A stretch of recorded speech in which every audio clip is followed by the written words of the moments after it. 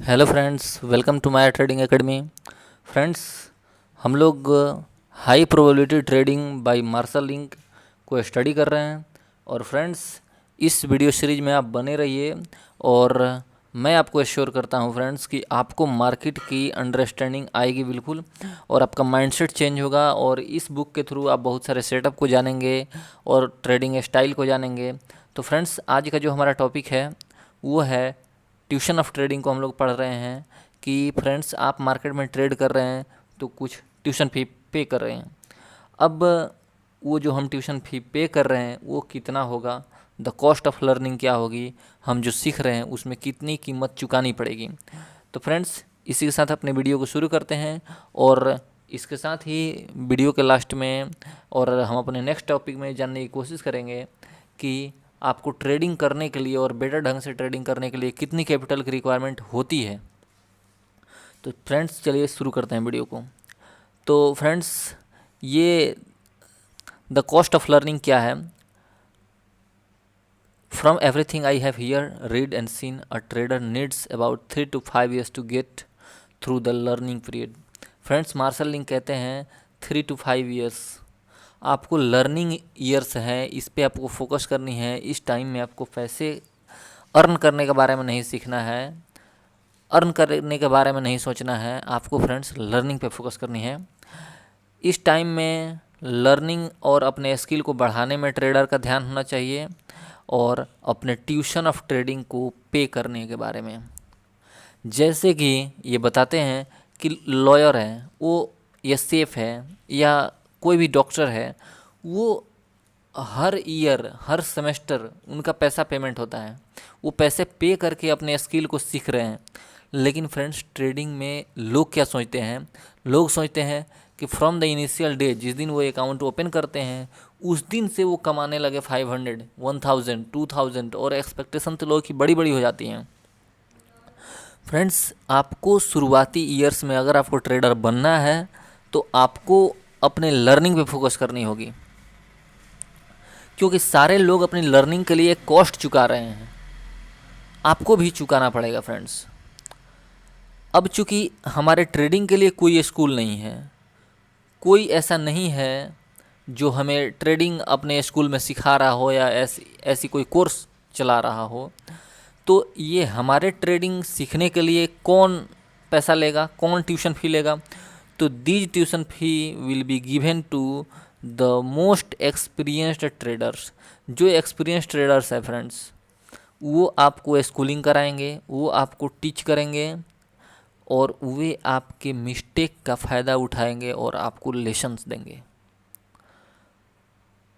और ये ऐसा इसलिए क्योंकि this is the only way.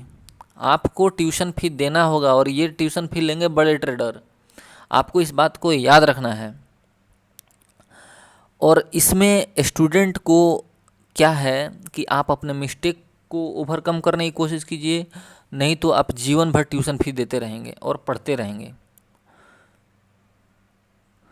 फिर भी ये मार्शल लिंक लिखते हैं, overall one should be prepare to spend at least $50,000। ये अमेरिकन करेंसी में है, हम अपने इंडियन करेंसी में आप इसको 50,000 मान सकते हैं, 20,000, 30,000, जो भी आपकी कॉस्ट ऑफ लर्निंग होगी। ये हर किसी का अपने अपने रिस्क लेवल के अकॉर्डिंग वेरी करता है। ये लिखते हैं, आप प्रत्येक बैड ट्रेड से कुछ नॉलेज लीजिए और hopefully does not repeat the same mistake.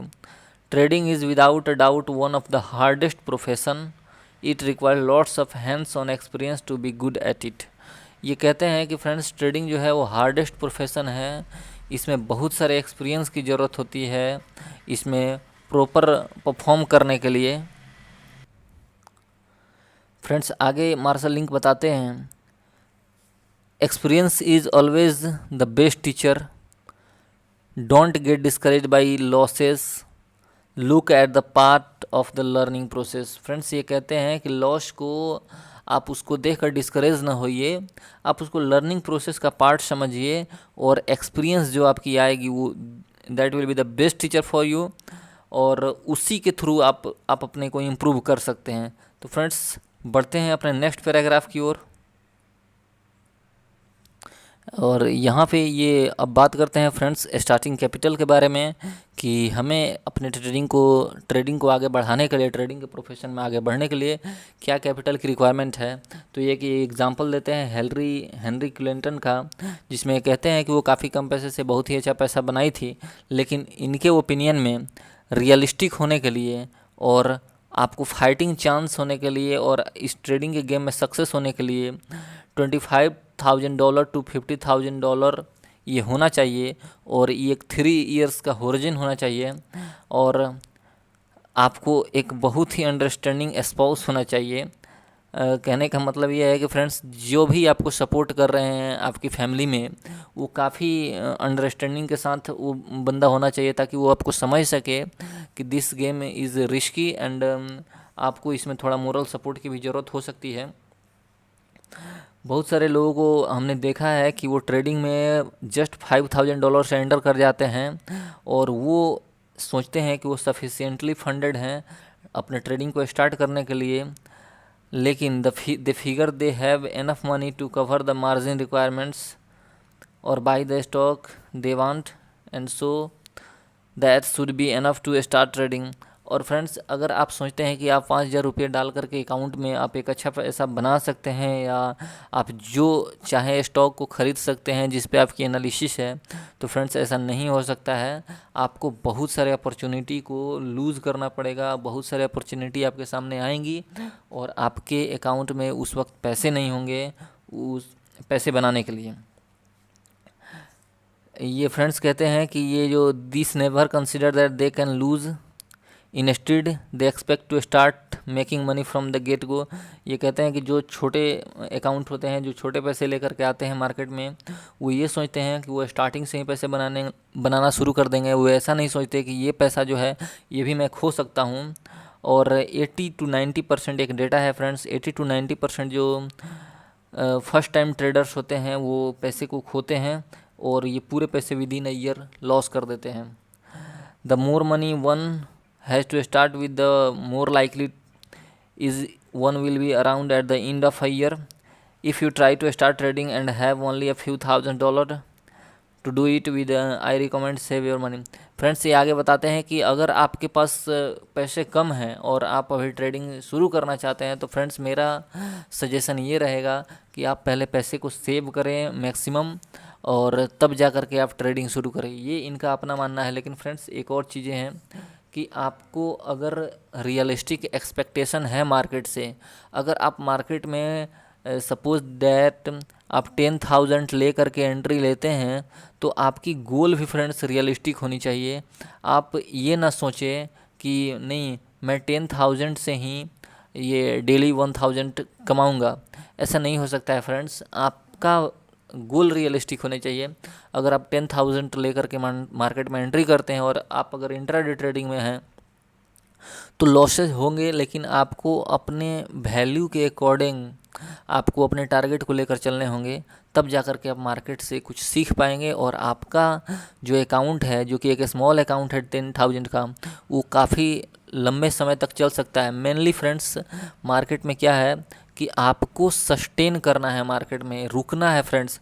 आपको इन 80 to 90% लोगों में शामिल नहीं होनी है जो मार्केट से फ्यू ईयर्स में, फर्स्ट ईयर्स में, सेकेंड ईयर्स में मार्केट से एग्जिट ले लेते हैं because they lost their total capital.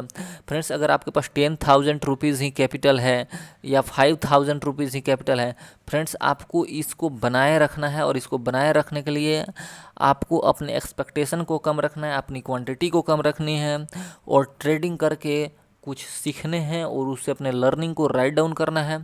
Friends, quantity आप धीरे धीरे बढ़ा सकते हैं, लेकिन लर्निंग एक दिन में नहीं आएगी। अगर सपोज़ दैट कि आपके अकाउंट में एक दिन 5 लाख रुपीज़ ऐड कर दिया जाए, तो ऐसा नहीं है कि आप उस दिन से अच्छा ट्रेड करने लगेंगे। फ्रेंड्स, पैसे का कोई ज़्यादा इम्पोर्टेंस नहीं है, हाँ, लेकिन इतना इम्पोर्टेंस ज़रूर है कि आपको अपने अपॉर्चुनिटी को खोना नहीं पड़ेगा। आपको जो अपॉर्चुनिटी देखेगी, जो एनालिसिस आपका होगा, उस पर आप वर्क कर सकते हैं। फ्रेंड्स, बढ़ते हैं नेक्स्ट पॉइंट की तरफ। ओके फ्रेंड्स, तो ये कि ये बॉक्सेज में लिखा हुआ है स्मॉल वर्सेस लार्ज अकाउंट। तो ये कहते हैं the average retail account we opened at Link Futures was for about 3000 to 5000। ये कहते हैं कि 3000 to $5000 के बीच में जो स्मॉल अकाउंट मेनली होते थे और ये सारे रिटेल अकाउंट होते थे, और ये सबसे ज़्यादा रिस्क पे रहते हैं अकाउंट। नॉर्मली जो होते हैं ये मोस्ट रिस्क पे होते हैं अकाउंट, क्योंकि ये बहुत ही कम समय के लिए होते हैं। ये फ्यू मंथ्स ही चल पाएंगे या फ्यू ईयर ही चल पाएंगे। और ये जो भी लार्ज अकाउंट होते हैं जिसमें $25,000 से एबव मनी होता है, वो थोड़ा लास्ट लॉन्ग कर सकते हैं या काफ़ी लास्ट कर सकते हैं। इसका रीज़न ये है कि, और ये एक और चीज़ है कि अगर आपके अकाउंट में इतनी कैपेसिटी है कि वो आपको सस्टेन कराता है मार्केट में, तो इससे ये होता है कि आप थोड़ा ज़्यादा मिस्टेक करेंगे, थोड़ा ज़्यादा लर्निंग आएगी, और ये बहुत ही ज़रूरी है। वही ये लिखते हैं कि but because they were could afford to make a few more mistake. वो कुछ ज़्यादा मिस्टेक को एफोर्ड कर सकते हैं, बस उतना ही उनका अकाउंट का कैपेसिटी होता है। ओके फ्रेंड्स, तो आज के लिए बस इतना ही रहने देते हैं, और नेक्स्ट वीडियो में हम लोग समझने की कोशिश करेंगे कि वर्किंग कैपिटल कितनी रिक्वायरमेंट है। This topics I have detailed और discussed is about starting capital. Friends, trading को स्टार्ट करने के लिए कितनी कैपिटल की रिक्वायरमेंट है, अगले अपने वीडियो में हम लोग देखेंगे कि वर्किंग कैपिटल कितनी रिक्वायर्ड है ट्रेडिंग को करने के लिए। ओके फ्रेंड्स, आज के लिए बस इतना ही। Thank you for watching. If you like the channel, please like and subscribe. Okay friends.